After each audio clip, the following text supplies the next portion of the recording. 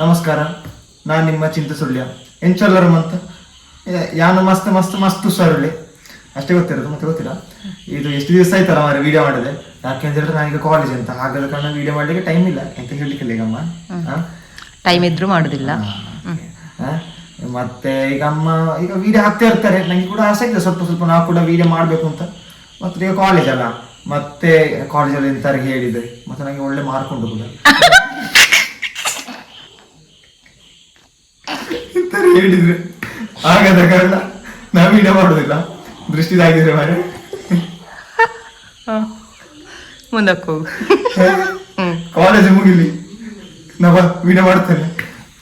ಇದು ಇವತ್ತಿನ ವಿಡಿಯೋದ ವಿಷಯಕ್ಕೆ ಏನು ಹೇಳಿದ್ರೆ, ನಾಳೆ ಉಂಟಲ್ಲ, ನಾಳೆ ಬೆಳಿಗ್ಗೆ ಒಂದು 6 ಗಂಟೆ ಅಲ್ಲ, 6 ಗಂಟೆಗೆ ಬೆಂಗಳೂರಿಂದ ನನ್ನ ಅಣ್ಣ ಬರ್ತಾನೆ. ಬಂದು ಪಿಕ್ ಮಾಡ್ತಾನೆ.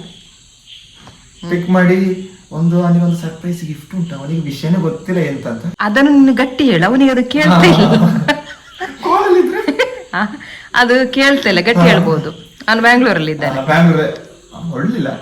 ಹೊರಟಿದ್ದಾನೆ, ಅಲ್ಲಿದ್ದ. ನೀನು ಇದನ್ನು ಗಟ್ಟಿ ಹೇಳ್ಬೋದು. ಅದು ನಾಳೆ ಸಂಜೆ ಉಂಟಲ್ಲ, ಅವನಿಗೊಂದು ಸರ್ಪ್ರೈಸ್ ಒಂದು ಗಿಫ್ಟ್ ಉಂಟು. ಅವನಿಗೆ ವಿಷಯನೇ ಗೊತ್ತಿಲ್ಲ.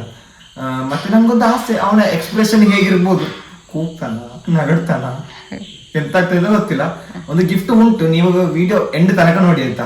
ಎಂತ ಗಿಫ್ಟ್, ಯಾವ ತರ, ಹೇಗೆ ಉಂಟು ಎಲ್ಲ ನೋಡಿ ಲೈಕ್ ಮಾಡಿ. ನಂಗೆ ಗೊತ್ತಿಲ್ಲ, ನಂಗೆ ಮಕ್ಚುದಿಲ್ಲ ಮಾರೆ. ಸುಮಾರು ಟೈಮ್ ಆಯ್ತಲ್ಲ ನಾನು ವಿಡಿಯೋ ಮಾಡಿದೆ. ನಾಳೆ ಒಂದು 6 ಗಂಟೆಗೆ ಬರ್ತಾನೆ. ನಾಳೆ 6 ಗಂಟೆಗೆ ನಾನು ವಿಡಿಯೋ ಮಾಡ್ತೇನೆ ಆಯ್ತಾ. ವಿಡಿಯೋ ಮಾಡಿ ಮತ್ತೆ ನಾನೊಂದು ಮತ್ತೊಂದು 8:15 ನಾನು ಕಾಲೇಜ್ ಹೋಗ್ತೇನೆ. ಕಾಲೇಜಿಗೆ ಹೋದ ನಂತರ ಸಂಜೆ ಸರ್ಪ್ರೈಸ್ ಗಿಫ್ಟ್ ಅನ್ನ ರಿವೀಲ್ ಮಾಡುದು ಸೇತುವಿಗೆ. ಫುಲ್ ವಿಡಿಯೋ ನೋಡಿ ಅಷ್ಟೇ. ಇದು ಅಣ್ಣ ಉಂಟಲ್ಲ, ಮಾಮೂಲಾಗಿ ಒಂದು 6 ಗಂಟೆ 6:15 ಬರ್ತಿದ್ದ. ಇವತ್ತು ಬಾರಿ ಬೇಗ ಬಂದೇನೆ, ಒಂದು 4:15 ಮನೆಗೆ ತಲುಪೇನೆ.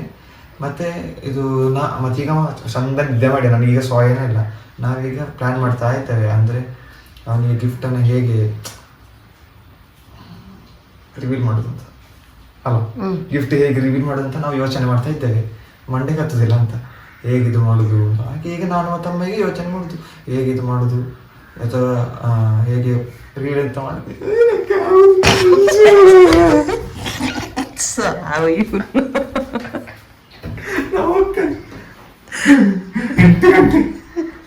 ಲೇಟ್ ಆಯ್ತು ಹೊರಡು.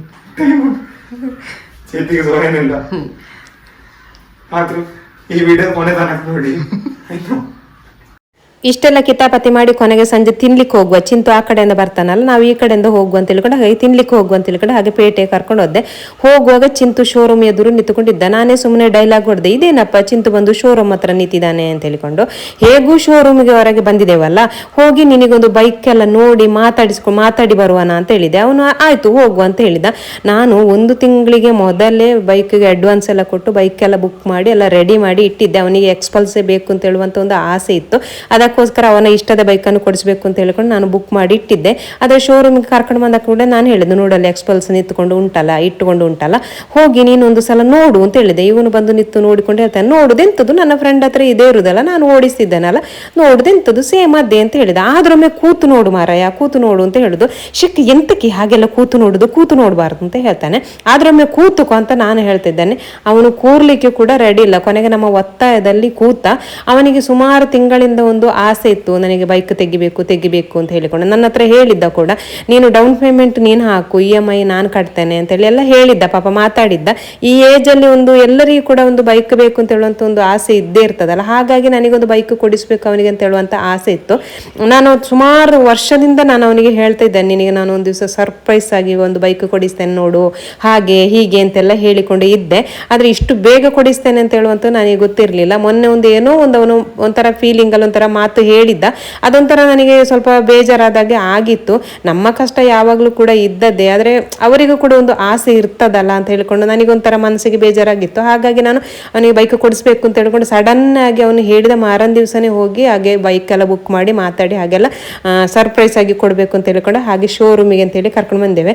ಎಷ್ಟೇ ನಾವು ಅವನ ಹತ್ರ ಹೇಳಿದ್ರು ಕೂಡ, ನಿನಗೇನೆ ಇದು ಬೈಕ್ ಬುಕ್ಕಿಂಗ್ ಆಗಿದೆ, ಕೂರು ತೆಕೊಂಡು ಹೋಗು, ಎಷ್ಟೇ ಹೇಳಿದ್ರು ಕೂಡ ಅವನಿಗೆ ಅದು ಮನಸ್ಸು ಒಪ್ತಾ ಇಲ್ಲ. ಯಾಕೆಂತ ಹೇಳಿದ್ರೆ ಇಷ್ಟು ದಿವಸದಿಂದ ಕನಸು ಕೊಂಡುಕೊಂಡು ಇದ್ದವನು ಸಡನ್ ಆಗಿ ಗಾಡಿ ತೆಗ್ದಿದ್ದೇನೆ ತೆಕ್ಕೊಂತ ಹೇಳಿದ್ರೆ ಅವನಿಗೆ ಅದು ಮನಸ್ಸು ಒಪ್ತಾ ಇಲ್ಲ, ನಿಜವಾಗಿ ಇದು ಅಲ್ಲ ಅಂತಲೇ ಹೇಳ್ತಾ ಇದ್ದಾನೆ. ನಾವು ಉಂಟಲ್ಲ ಮರೆ ಬೈಕ್ ಕೊಡಿಸುದು ಅಂತೇಳಿ ಕನ್ಫರ್ಮ್ ಆದ ನಂತರ ಚಿಂತು ನಾನು ಮಾತಾಡುದಾಯ್ತಾ, ಈಗ ಶೋರೂಮ್ ಅಲ್ಲಿ ತಗೊಂಡೋಗಿ ಸಡನ್ ಆಗಿ ಇದು ನಿನ್ನ ಗಾಡಿ ಅಂತ ಹೇಳುವಾಗ ಅವನು ಏನೋ ಒಂಥರ ಎಮೋಷನಲ್ ಆಗ್ತಾನೆ. ಅಂದ್ರೆ ಕೆಲವು ವಿಡಿಯೋದಲ್ಲೆಲ್ಲ ನಾವು ನೋಡ್ತೇವಲ್ಲ ಕೂಗುದು ಹಾಗೀಗೆಲ್ಲ ಆ ತರ ಎಲ್ಲ ಮಾಡ್ತಾನೆ ಅಂತ ಯೋಚನೆ ಮಾಡಿರ್ಲಿಲ್ಲ, ಆದ್ರೆ ಒಂಥರ ಶಾಕ್ ಆಗ್ತಾನೆ, ಒಂಥರ ಫೀಲಿಂಗ್ ಆಗ್ತಾನೆ ಅಂತ ನಾವು ಯೋಚನೆ ಮಾಡಿಕೊಂಡು ಇದ್ದೇವೆ ಮಾರೆ. ಆದ್ರೆ ಇವನಿಗೆ ಎಂತದೂ ಇಲ್ಲ ಮರೆ, ಪೆಕ್ರಾನಾಗೆ ಮಾಡ್ತಾನೆ. ಚಿಂತು ಪಾಪ ಒಂದು ದಿವಸಕ್ಕೆ ಮೊದಲು ಎಕ್ಸಾಮ್ ಇದ್ರು ಕೂಡ ಹೋಗಿ ಕಟ್ಟಿಂಗ್ ಎಲ್ಲ ಮಾಡಿಸ್ಕೊಂಡು ಬಂದು ವಿಡಿಯೋದಲ್ಲಿ ನಾನು ಸ್ಟೈಲ್ ಕಾಣಬೇಕು ಅಂತ ಹೇಳಿಕೊಂಡು ಹಾಗೆ ಕಟ್ಟಿಂಗ್ ಎಲ್ಲ ಮಾಡಿಸ್ಕೊಂಡು ಬಂದಿದ್ದ. ಪಾಪ ವಿಡಿಯೋದಲ್ಲಿ ಕೂಡ ಅವನು ಕಾಣಲೇ ಇಲ್ಲ. ಅಣ್ಣನ ಎಕ್ಸ್ಪ್ರೆಷನ್ ನೋಡ್ಬೇಕು ಅಂತ ಹೇಳ್ಕೊಂಡು ಕಾದುಕೊಂಡೇ ಇದೆ. ಒಂದು ಎಂತ ಎಕ್ಸ್ಪ್ರೆಷನ್ ಕೂಡ ಇಲ್ಲ ಮಾರ, ಎಂತ ಒಂದು ರಿಯಾಕ್ಟೇ ಇಲ್ಲ. ಇವನು ಹೇಳ್ತಿರೋದು ಚೇತು ಎಂತ ರಿಯಾಕ್ಟ್ ಮಾಡು ಅಂತ ಹೇಳ್ಕೊಂಡು ಎಂತ ಕೂಡ ಇಲ್ಲ ಮಾರ. ಇವನದು ಒಳ್ಳೆ ಪೆಕ್ರನಾಗೆ ಮಾಡಿಕೊಂಡಿದ್ದ.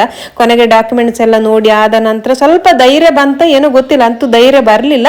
ಪಾಪ ಚಿಂತು ಒಂದು ಹೋಗಿ ಕಂಗ್ರಾಟ್ಸ್ ಎಲ್ಲ ಹೇಳಿದ್ರು ಕೂಡ ಅವನು ನಂಬುದೇ ಇಲ್ಲ, ಇದು ನಿಜನಾ ಅಂತ ಹೇಳ್ತಾನೆ. ಕೊನೆಗೆ ಸ್ಟಾರ್ಟ್ ಒಂದು ನನ್ನ ಕೈಯಲ್ಲೇ ಮಾಡಿಸಿದ, ಅದಂತೂ ತುಂಬಾ ನಂಗೆ ಖುಷಿ ಆಯ್ತು. ನನಗುಂಟಲ್ಲ, ನನಗೆ ಇವನ ಮೇಲೆ ಸ್ವಲ್ಪ ಅಟ್ಯಾಚ್ಮೆಂಟ್ ಸ್ವಲ್ಪ ಜಾಸ್ತಿ. ಯಾಕೆಂತೇಳಿ ಇವನು ಚಿಕ್ಕದಿಂದಲೇ ತುಂಬಾ ಕಷ್ಟದಲ್ಲಿ ಬೆಳೆದವನು. ಹಾಗೆ ಆದ ಕಾರಣ ಅವನು ಏನಾದ್ರೂ ಅವನ ಫೀಲಿಂಗ್ ಅನ್ನು ಏನಾದ್ರೂ ಮನಸ್ಸಲ್ಲಿ ಬೇಕು ಅಂತ ಹೇಳಿದ್ದದನ್ನು ಹೇಳಿಕೊಂಡ್ರೆ ನನಗದು ಬೇಗ ಅರ್ಥ ಆಗ್ತದೆ, ನಾನು ಅದನ್ನು ತೆಗಿಸಿ ಕೊಡ್ತೇನೆ ಕೂಡ. ಚಿಂತು ಹಾಗೆ ಅಲ್ಲ, ಚಿಂತು ಸ್ವಲ್ಪ ಬಿಂದಾಸ್ ಲೈಫ್ ಅಲ್ಲಿ ಬೆಳೆದವನು. ಈಗ್ಲೂ ಕೂಡ ಅವನಿಗೆ ಕಷ್ಟ ಏನು ಅಂತಲೇ ಗೊತ್ತೇ ಇಲ್ಲ. ಇವನು ಹಾಗೆ ಅಲ್ಲ, ಇವನು ಈಗ್ಲೂ ಕೂಡ ಲೆಕ್ಕಾಚಾರದಲ್ಲೇ ಜೀವನ ಮಾಡ್ತಿರೋದು. ಹಾಗೆ ಆದ ಕಾರಣ ಇವನು ಏನಾದ್ರೂ ಬೇಕು ಅಂತ ಹೇಳಿದ್ರೆ, ಅವನ ಮನಸ್ಸಲ್ಲಿ ಏನಾದ್ರೂ ಬೇಕು ಅಂತ ಹೇಳುವಂಥದ್ದು ಇದ್ರೆ ನನಗದು ಬೇಗ ಅರ್ಥ ಆಗ್ತದೆ. ಅದನ್ನು ನಾನು ಕೊಡಿಸದೇ ಇರುವುದೆಲ್ಲ ನಾನು ಕೊಡಿಸುವಂತ ಪ್ರಯತ್ನವನ್ನು ಮಾಡ್ತೇನೆ. ಇವತ್ತು ಕೂಡ ಹಾಗೇನೆ ಬೈಕ್ ಒಂದು ತೆಗೆದು ಕೊಡಿಸಿದ್ದೇನೆ, ಅದರಿಂದ ಅವನಿಗೆ ಕೂಡ ಖುಷಿ ಉಂಟು, ನನಗಂತೂ ತುಂಬಾನೇ ಖುಷಿ ಉಂಟು. ಗಾಡಿ ತಗೊಂಡು ಹೊರಗೆ ಬರುವಾಗಲೇ ಹೇಳಿದೆ ಫಸ್ಟ್ ಪೂಜೆ ಮಾಡಿಸ್ಕೊಂಡು ಬನ್ನಿ, ಆಮೇಲೆ ಎಲ್ಲಿ ಬೇಕಿದ್ರೆ ಸುತ್ತಿಕೊಂಡು ಹೋಗಿ ಅಂತ ಹೇಳ್ಕೊಂಡು. ಯಾಕೆಂತ ಹೇಳಿದ್ರೆ ನಾನು ಕಾರ್ ತೆಗೆದು 2-3 ತಿಂಗಳು ಆದ್ರೂ ಕೂಡ ಅದಕ್ಕೆ ನನಗೆ ಪೂಜೆ ಮಾಡಿಸ್ಲಿಕ್ಕೆ ಆಗ್ಲೇ ಇಲ್ಲ. ಪ್ರತಿ ಸಲ ಹೊರಡ್ತಿದ್ದೆ ಏನಾದ್ರೂ ಒಂದು ಕಾರಣದಿಂದ ತಪ್ಪಿನೇ ಹೋಗ್ತಿತ್ತು. ಕೊನೆಗೆ ಮೊನ್ನೆ ಗುದ್ದಿ ಶೋರೂಮ್ ಅಲ್ಲೆಲ್ಲ ಇಟ್ಟು ಆದ ಮಾರನ್ ದಿನನೇ ನನಗೆ ಅದಕ್ಕೆ ಪೂಜೆ ಮಾಡಿಸ್ಲಿಕ್ಕೆ ಕೂಡಿ ಬಂದದ್ದು. ಹಾಗಾಗಿ ಫಸ್ಟ್ ಇದಕ್ಕೆ ಪೂಜೆ ಮಾಡಿಸಿ ಮತ್ತೆ ಎಲ್ಲಿ ಬೇಕಿದ್ರು ಹೋಗಿ ಅಂತ ಹೇಳಿದೆ. ಹಾಗೆ ಫಸ್ಟ್ ಹೋಗಿ ಪೂಜೆನೂ ಮಾಡಿಸಿಕೊಂಡು ಬಂದ್ರು. ಪೂಜೆ ಮಾಡಿಸಿ ಆದ ನಂತರ ಮತ್ತೆ ಗೊತ್ತಲ್ವಾ ತಿನ್ಲಿಕ್ಕೇನೆ ಹೋಗುದು. ಹಾಗೆ ನೂಡಲ್ಸ್ ತಿನ್ಲಿಕ್ಕೆ ಹೋಗುವಂತೇಳಿ ಹಾಗೆ ನೂಡಲ್ಸ್ ತಿನ್ಲಿಕ್ಕೆ ಹೋದೇವಿ. ಇವನು ಉಂಟಲ್ಲ ಬೆಚ್ಚ ಬಾಯಿಗೆ ಹಾಕಿಕೊಂಡು ಬಾಯಿ ಸುಟ್ಟೆ ಹೋಯ್ತು ಮಾರ. ಆದ್ರೂ ಅದನ್ನು ಪಾಪ ಬಿಸಿ ಇಲ್ಲ ಅಂತ ಹೇಳ್ಕೊಂಡು ಮೇಂಟೈನ್ ಮಾಡಿದ. ಇದಿಷ್ಟು ಇವತ್ತಿನ ವಿಡಿಯೋ. ಈ ವಿಡಿಯೋ ಇಷ್ಟವಾದ್ರೆ ಲೈಕ್ ಮಾಡಿ, ಶೇರ್ ಮಾಡಿ, ಮತ್ತೆ ಸಪೋರ್ಟ್ ಮಾಡಿ. ಫೇಸ್ಬುಕ್ ಅಲ್ಲಿ ನೋಡುವವರು ಚಿಂತಸುಳ್ಯ ಯೂಟ್ಯೂಬ್ ಚಾನಲ್ ಉಂಟು, ಅದನ್ನು ಸಬ್ಸ್ಕ್ರೈಬ್ ಮಾಡಿ ಅಂತ ಹೇಳ್ತಾ, ಯೂಟ್ಯೂಬ್ ಅಲ್ಲಿ ನೋಡುವವರು ಚಿಂತಸುಳ್ಯ ಫೇಸ್ಬುಕ್ ಪೇಜ್ ಅನ್ನು ಫಾಲೋ ಮಾಡಿ ಅಂತ ಹೇಳ್ತಾ ಇನ್ನು ಮುಂದಿನ ವಿಡಿಯೋದಲ್ಲಿ ಸಿಗುವ. ಅಲ್ಲಿಯ ತನಕ ಬಾಯ್.